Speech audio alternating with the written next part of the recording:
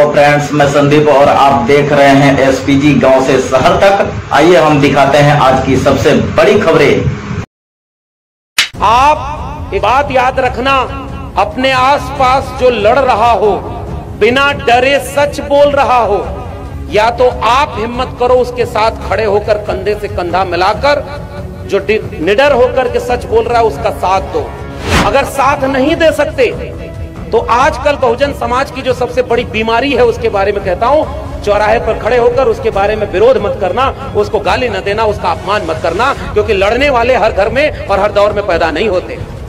और नौजवानों, आपसे पूछ के जा रहा हूं, ये गाली किसने बनाई थी? आपकी जातियों का नाम लेकर के गाली बनाई, फलाने को बुद्धि घुटना में, और आपकी पीढ़ी दर पीढ़ी ये सब सहते हुए आ रही थी। मैं यादव जी लोगों से ज्यादा मुखातिब हूँ, क्योंकि आजकल उन लोगों के लगा लगे लाठी में दम बा, तो बाकी लोग क्यों के समझे कि ना बा। तो आपके ऊपर इतनी गाली बनाई गई, इतना अपमान। ये गाली किसी दलित ने बनाई थी क्या? ये गाली किसी आदिवासी ने बनाई थी क्या? ये गालियां आपकी जाति के नाम पर देखकर किसी मुसलमान ने दिया था क्या? फिर कौन था? आप भी जानते हैं और मैं भी जानता हूँ। कुछ बात इशारे में कहने आपको आया। क्या मनुष्य होने का सम्मान बराबर का हो सकता है कि नहीं? आप चौराहे पर जाओ और आज आपको कोई गाली दे दे, आपको दिन भर नींद नहीं आएगी, चैन से बैठेंगे नहीं। और अगर आपके हाथ में ताकत होगी तो कोर्ट मुकदमा करवाओगे। कोई अगर थप्पड़ मार दे तो उसको जेल भिजवाओगे। आप अगर ताकतवर हो तो उसको अगले चौराहे पर थप्पड़ मारोगे। क्या आप अपना अपमान सह सकते हो क्या? हमारी पीढ़ियों ने अपमान सहा है। आजकल के नौजवानों को लगता है कि धर्म खतरे में है, ये वाली बात कहकर के वो डंडा लेके धर्म बचावे चल जाता हूँ। उनका परिवार खतरा में है, उनके पता नहीं। खटिया बनाया किसने? जो बैठता था उसको बनाने आता था? सही सही बताना। खटिया बनाने आता था, अनाज पैदा करने आता था, कपड़ा बनाने आता था, लोहे का काम करने आता था, लकड़ी का काम करने आता था, मिट्टी से बर्तन बनाने आता था। जब कुछ आता ही नहीं था तो वो राज कैसे करते थे? गुलाम बना।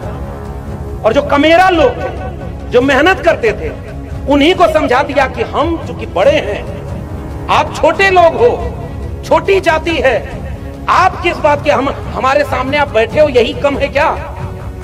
ऐसा था ये भारत बटा हुआ। अगर इस भारत को किसी ने जोड़ा है तो उस जोड़ने वाले नायक और मसीहा का नाम है बाबा साहब डॉक्टर भीमराव अंबेडकर, और उस किताब का नाम है भारत का संविधान।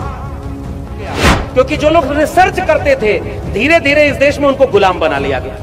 किसी धोबी को किसने बताया होगा कि किस मिट्टी से कपड़ा साफ करते हैं? बताओ गांव के लोगों, मैं आपसे पूछना चाहता हूं। ये तो किसी धोबी ने ही खोजा होगा। किस मिट्टी से बर्तन बनेगा, किससे नहीं बनेगा, ये तो किसी कुम्हार ने खोजा होगा। कौन से पान के पत्ते से पान खाया जाएगा, चौरसिया समाज के अलावा कोई जान पाया हो तो बता दो। कौन से खेत में कौन सा अनाज पैदा होगा, कौन सी वनस्पति खा सकते हैं और कौन सी नहीं खा सकते, ये किसी किसान कमेरा और खेत में काम करने वाले खेतीहर ने बताया होगा। यानी जो रिसर्च करता था उसने इस देश को खोज करके दुनिया को खूबसूरत बनाया। जब आधुनिक विश्वविद्यालय बने तो आपके बच्चे बताओ उस यूनिवर्सिटी में पढ़ने जाते हैं जहां रिसर्च होता है? बाहर। इस धर्म की लड़ाई से हमारा क्या मतलब? मंदिर जहां बना है वहां मंदिर को मानने वाले जाएं, मस्जिद जहां बना है वहां मस्जिद को मानने वाले जाएं, और खेत में किसान जाए तो उसको खाद मिल जाए, फैक्ट्री में मजदूर जाए तो उसको मजदूरी मिल जाए, विद्यालय में पढ़ने बच्चा जाए तो पैसा न मांगा जाए, उसको फ्री में शिक्षा मिल जाए, और हॉस्पिटल में कोई बीमार जाए तो उसको दवाई मुफ्त में मिल जाए ताकि वो मुर्दा न लौटे, जिंदा वापस लौट जाए। ऐसा भारत हमें बनाना था। और आज कैसा भारत बना रहे हैं? जाओ हॉस्पिटल में जाकर देखो किसके लोग लाइन लगा रहे हैं और वहां पर मर रहे हैं। अगर आपकी जेब में पैसा है तो जाओ दिल्ली बंबई अपना इलाज करा लो, आपको सब कुछ मिल जाएगा। आपकी जेब में पैसा है तो आप अपने बच्चे को विदेश में पढ़ने भेज दो। और गरीब हो संत कबीर नगर के लोगों तो ये गांव में आपका बच्चा या तो नशे की लत में बर्बाद हो जाएगा, या जमीन बेच करके नशे में चला जाएगा, या मजदूर बन जाएगा, या किसी दंगाई भीड़ में चला जाएगा धर्म बचाने। आपका परिवार बचाने कहां आएगा कोई? याद रखना, बगीचा तभी सुंदर लगता है जब उसमें हर रंग के फूल खिले हो। कुछ लोग इस देश को एक ही रंग में रंगना चाहते हैं।